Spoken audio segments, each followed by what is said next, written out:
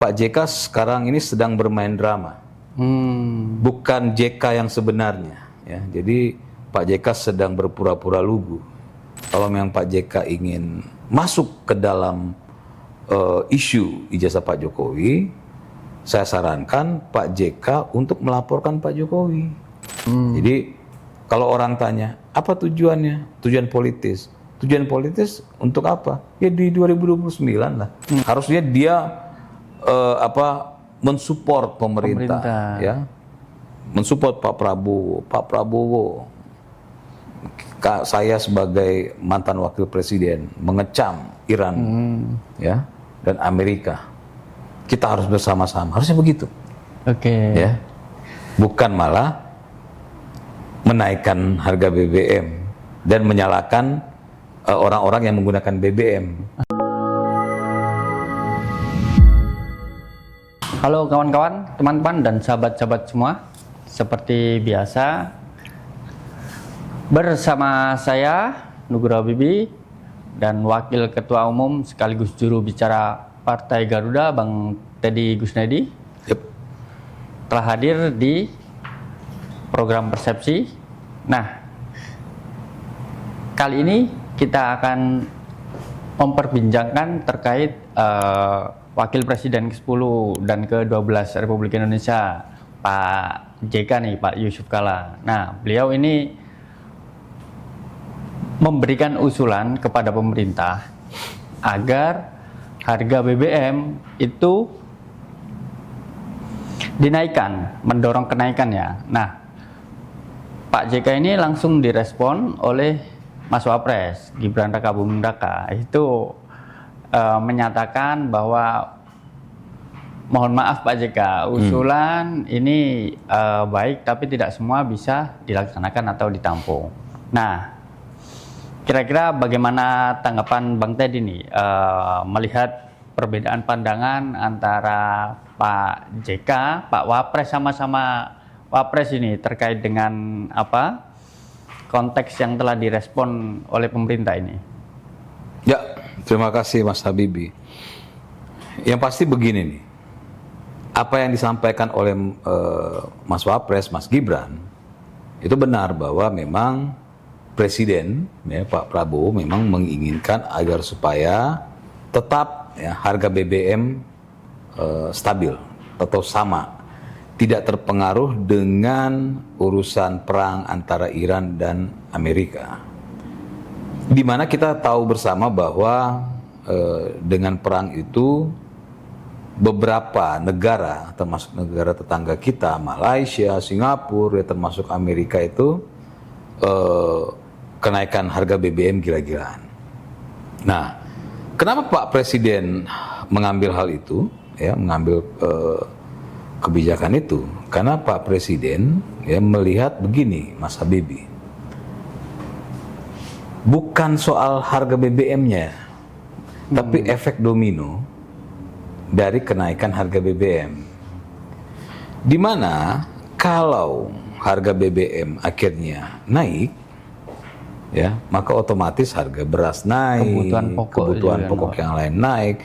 Itu kan efek domino kan. Nah, itu yang memang tidak diinginkan oleh Presiden. Kenapa? Karena kita belum tahu sampai sejauh mana nih perang. Sampai sejauh mana dampaknya bagi dunia, ya. Sehingga bagaimana caranya pemerintah, dalam hal ini Presiden, itu mengambil keputusan bahwa bagaimanapun caranya kita harus pertahankan agar supaya masyarakat kita tidak terimbas, ya, dari hal itu.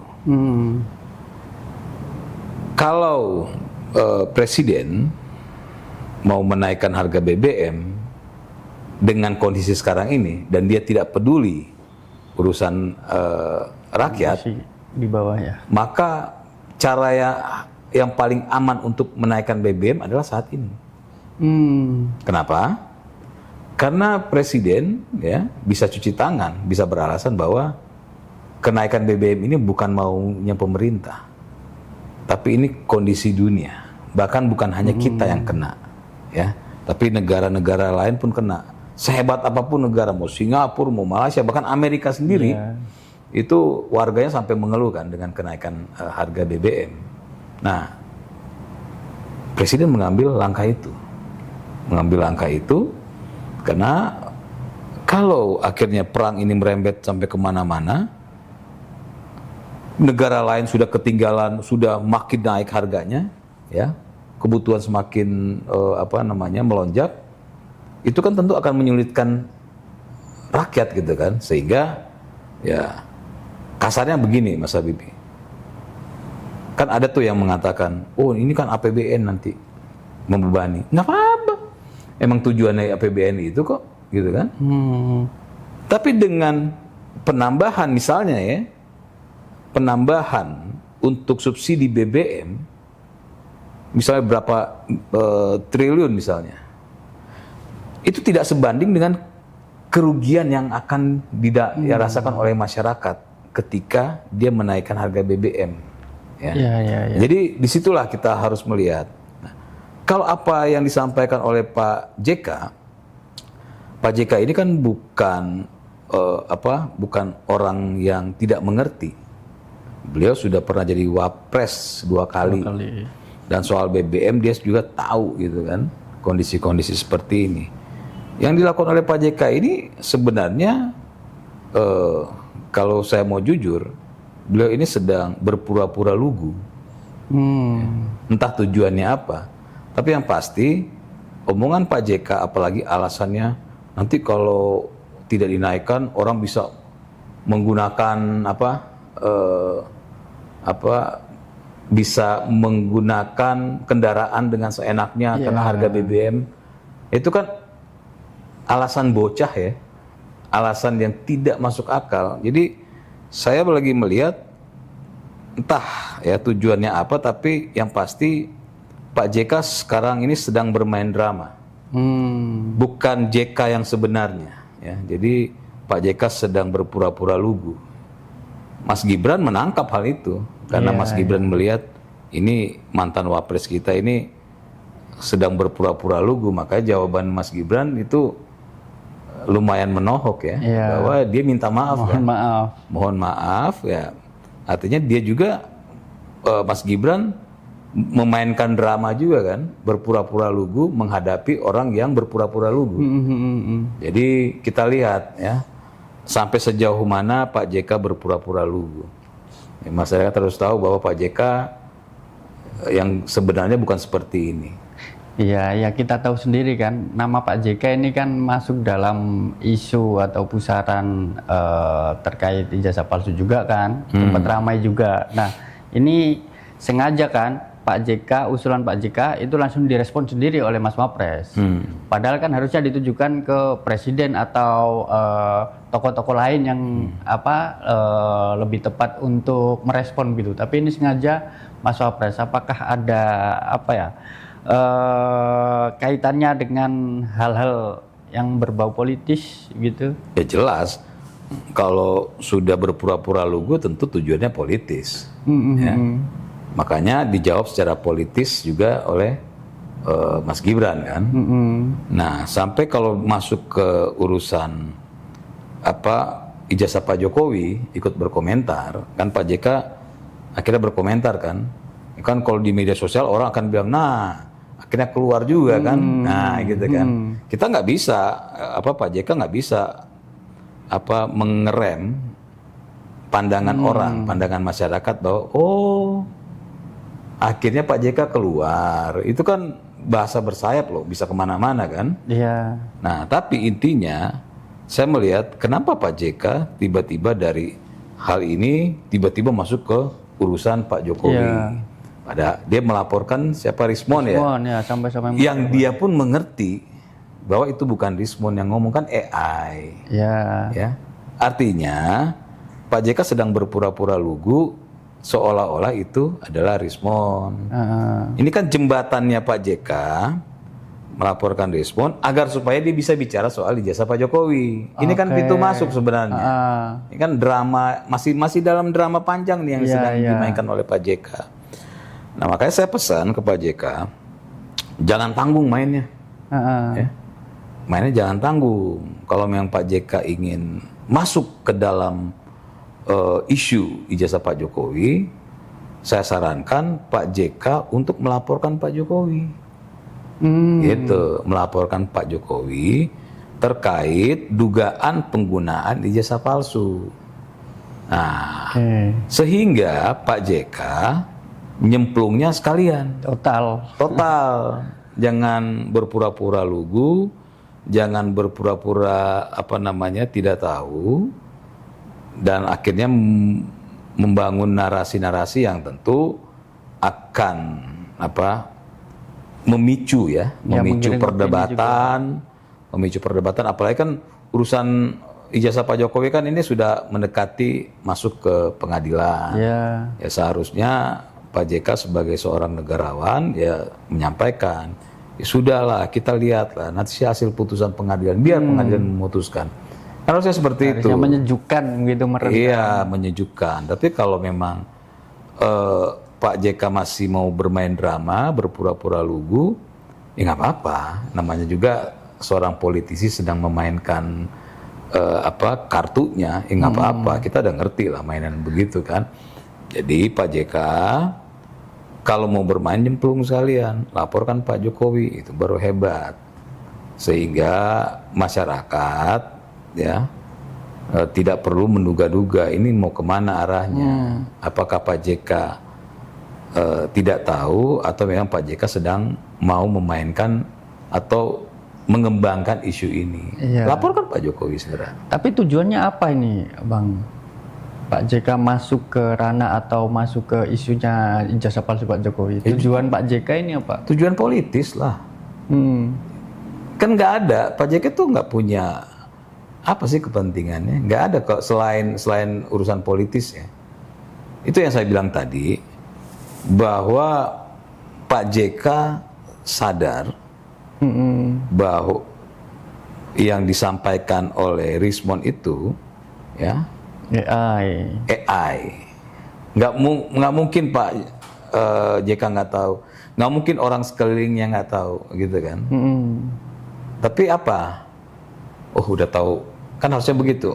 Oh itu AI. Harusnya sebagai negarawan mau bicara nggak apa-apa. Nah inilah misalnya Pak JK ngomong, inilah efek negatif ya menggunakan AI. Pemerintah nggak apa-apa dia mengkritik pemerintah. Pemerintah sudah harus ya membuat regulasi yang lebih ketat terkait hal ini, gitu kan. Jadi seharusnya begitu. Kan logika mana mungkin seorang Rismond yang baru keluar dari lubang yang dalam, tiba-tiba dia menggali lubang yang baru, kan nggak mungkin, gitu. Dan ya, mereka juga sudah tahu bahwa itu AI. Makanya kalau saya yakin Rismond juga bingung, ini sebenarnya yang mau dilaporkan Pak JK itu saya apa AI? Gitu kan. Tapi di luar dari itu, ini sebenarnya jalan masuk atau pintu masuk. Ini kalau orang politis melihat, kan itu kan yang dilakukan oleh Pak JK kan adalah tindakan politik gitu ya, politis gitu kan. Rismond itu bukan tujuan. Rismond itu hanya pintu agar supaya dia bisa membicarakan mengenai ijazah palsu. Nah, tujuan politik ini seperti apa? Maksudnya Pak JK masuk ke isu Pak Jokowi ini? Apakah ini berkaitan dengan Pilpres nantinya atau nanti Pak JK ini ingin menjadi semacam tokoh yang ambil peran dalam peta politik nasional? Pak JK kan orang politik, ya. Pak JK kan pemain lama, dia jadi wapres, jadi ini, jadi itu. Ya artinya memang tujuan yang dilakukan saat ini adalah untuk kepentingan 2029 nanti, untuk kepentingan kekuasaan. Ya. Kepentingan kekuasaan kan bisa berbagai macam cara. Apa yang dilakukan oleh Pak JK itu bagian dari trik, ya. Dari trik agar supaya bisa mendapatkan respon. Tentu responnya bisa positif dan negatif. Pak JK ngerti itu. Dan memang terbukti kan bahwa ketika dia bicara mendapatkan respon. Itu dia nggak kaget, memang itu sudah tujuannya. Itu sudah dihitung bahwa akan mendapatkan respon. Jadi kalau orang tanya apa tujuannya? Tujuan politis. Tujuan politis untuk apa? Ya di 2029 lah, nggak ada lain. Apa tidak mencemarkan nama baik Pak JK sendiri yang selama ini dianggap sebagai tokoh? Itulah ya Pak JK ini, makanya saya juga sempat diskusi, saya mengatakan Pak JK masih menggunakan pola lama, ya, nggak di-upgrade. Jadi akhirnya dia memainkan memainkan narasi atau strategi usang. Di mana strategi ini mungkin kalau 20 tahun lalu dipakai ini efektif. Tapi kalau sekarang itu kelihatan sekali bahwa Pak JK sedang berpura-pura lugu, sedang bermain drama, sedang melakukan kerja politik, tapi mudah terbaca, sangat mudah terbaca. Apalagi statement beliau terkait BBM, ya. Orang kalau nggak dinaikkan BBM karena orang bisa menggunakan BBM seenaknya, kan itu memang kontroversi tapi kekanak-kanakan. Ada yang tanya, apakah memang Pak JK nggak ngerti? Nggak mungkin. Iya. Pak JK itu udah melontok di ini ya. Piawai. Tapi piawainya 20 tahun lalu. Kalau hari ini ya akhirnya ya ditertawakan gitu. Cara mainnya cara main yang udah ketinggalan zaman. Oke. Nah, kalau misalnya ini kan suara dari salah satu tokoh senior begitu ya terkait BBM. Nah, apakah ini hanya perlu dengarkan tanpa perlu menjadi bahan evaluasi, atau ini seharusnya dikaji secara serius nih usulan dari Pak JK nih? Enggak. Kenapa kita harus mengkaji urusan kekanak-kanakan itu? Ya. Kan statement Pak JK itu kan statement kekanak-kanakan. Untuk apa dikaji? Yang ada kan hanya kontroversi. Meskipun ini keluar dari tokoh senior begitu. Nggak ada masalah. Wong dia nggak ngupgrade dirinya kok. Masa sekarang begini nih, kita berpikir orang BBM nggak naik, kita pakai akal sehat ya. Mas Habibie ketika ditanya ke masyarakat, BBM kita nggak naik harganya, seneng nggak? Seneng. Pasti semuanya senang. Iya. Ya. Tujuannya apa? Kenapa kalian senang? Ya, karena kami akhirnya tidak perlu mengeluarkan uang lebih untuk berangkat kerja. Lalu tiba-tiba seorang Pak JK ngomong, nanti kalian pakai itu buat foya-foya, buat main-main. Kan nggak masuk akal. Iya. Kan kekanak-kanakan. Dan melawan arus begitu. Ya, karena itu tujuannya. Itu kan cara lama. Cara lama itu membuat pernyataan kontroversi agar supaya, karena yang bikin, kalau yang bicara bukan JK itu ditertawakan. Oke. Ya. Karena yang bicara JK, tentu akhirnya orang yang pro Pak JK dia setengah mati untuk membenarkan pernyataan kekanak-kanakan itu, gitu kan. Tapi kan setengah mati mereka untuk untuk menafsirkan atau meluruskan pernyataan kekanak-kanakan itu. Karena Pak JK sedang memainkan perannya sebagai orang lugu. Oke. Nah, pertanyaannya, waktu isu ada kenaikan harga BBM, ini pertanyaannya nih, sudah ada kecaman terhadap pemerintah, bahkan sudah ada yang demo, ya, mengecam kenaikan BBM. Oke. Ini logika orang sehat. Lalu tiba-tiba nggak jadi naik. Harusnya orang yang mengecam, yang demo, yang mereka lakukan adalah mengapresiasi. Ya dong. Kan permintaan mereka, jangan sampai harga naik, BBM naik. Kalau enggak kita demo. Kata pemerintah, oke, kita nggak naikkan. Jawabannya apa harusnya? terima kasih Ya, mengapresiasi. pemerintah sudah mendengarkan suara kami. Iya dong. Oke. Lalu tiba-tiba ada yang namanya Pak Yusuf Kala. Dia bilang harusnya dinaikkan. Pertanyaannya, itu orang-orang yang komplain, orang-orang demo, kenapa nggak ada yang komplain ke Pak JK? Oke. Kenapa nggak ada yang marahin Pak JK? Kenapa nggak ada yang demoin Pak JK? Itu kan pertanyaan. Akhirnya orang akan berpikir. Iya. Macam-macam dong orang berpikir. Iya kan orang berpikir. Lah itu yang kemarin demo-demo, itu kemana? Mana? Kenapa mereka nggak ingin Pak JK? Ya, harusnya menyerang atau Iya. ini. Harusnya Pak mereka JK. mengkritisi apa yang Mengkritisi. bahkan menuding Pak JK. Tapi kenapa nggak ada? Ini kan jadi pertanyaan kan? Pertanyaan yang bisa interpretasinya kemana-mana. Iya. Iya dong. Nah, lalu selanjutnya apa lagi? Selanjutnya Pak JK kalau dia nggak pura-pura lugu, dia harus mengecam Iran dan Amerika. Iya dong. Oke. Sebagai seorang negarawan, dia mengecam kalian, ya, yang bermasalah. Kenapa kami, negara kami yang harus kena? Terdampak. Ya. Harusnya begitu dong. Iya. Harusnya dia mensupport pemerintah, ya, mensupport Pak Prabowo. Pak Prabowo, saya sebagai mantan wakil presiden mengecam Iran, ya, dan Amerika.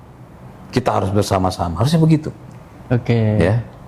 Bukan malah menaikkan harga BBM dan menyalahkan orang-orang yang menggunakan BBM, ya kan?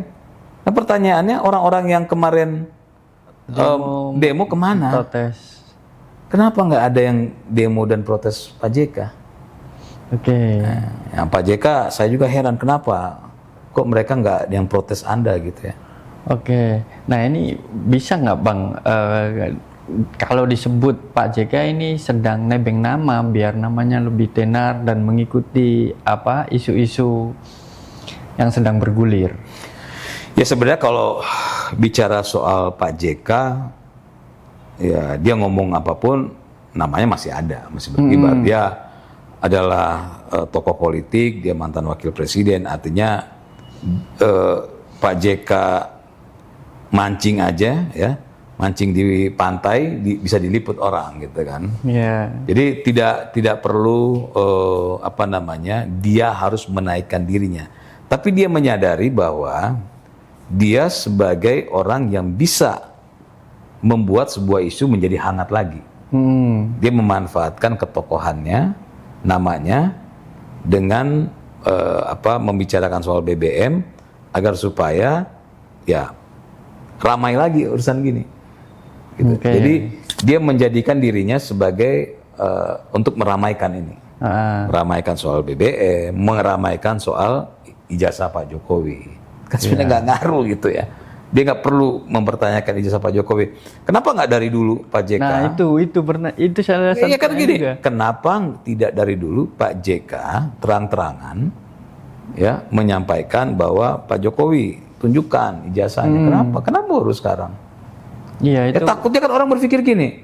Ini takutnya ya. Takutnya ada masyarakat berpikir, oh, mungkin saja ini Pak JK di belakangnya selama ini. Kan bisa aja orang berpikir gitu. Karena Pak JK baru ngomong sekarang. Orang bisa berpikir macam-macam loh. Interpretasi orang bisa macam-macam. Oh, setelah copot satu-satu orang-orangnya, akhirnya dia keluar gitu kan, dari sarangnya. Bisa loh. Ya. Iya, ini malah mengerikan juga nih. Iya, jadi sangat disayangkan. Saya sangat menyayangkan Pak JK yang saat ini adalah Pak JK yang saya harus mengatakan berpura-pura lugu, ya. Dan dia mengerti ketika dia bicara efeknya tentu akan membuat keriuhan gitu kan. Dan dia menyadari itu. Nah kalau sadar kenapa dilakukan gitu? Ya memang, karena kan tujuan politis. Sengaja. Memang ada tujuannya. Ya kalau dia nggak berpura-pura lugu, itu yang saya bilang, kalau dia nggak berpura-pura lugu, maka dia akan mengapresiasi ketika presiden tidak menaikkan harga BBM. Dia tidak menyalahkan masyarakat pengguna BBM ya dengan tidak naiknya BBM. Dia tidak menyalahkan. Dia harusnya alhamdulillah gitu kan. Itu kan. Kalau dia tidak berpura-pura lugu kan. Bahkan dia akan mengecam Iran dan Amerika. Karena ini masalah bukan masalah internal kita. Tapi ini masalah perang antara Iran dan Amerika. Jadi kalau orang bilang, Pak JK mungkin tidak menyadari efek itu nggak mungkin. Nggak mungkin, dia tahu. Ya, terakhir nih Bang, sebagai penegasan berarti ini kan yang merespon isu ini Mas Wapres.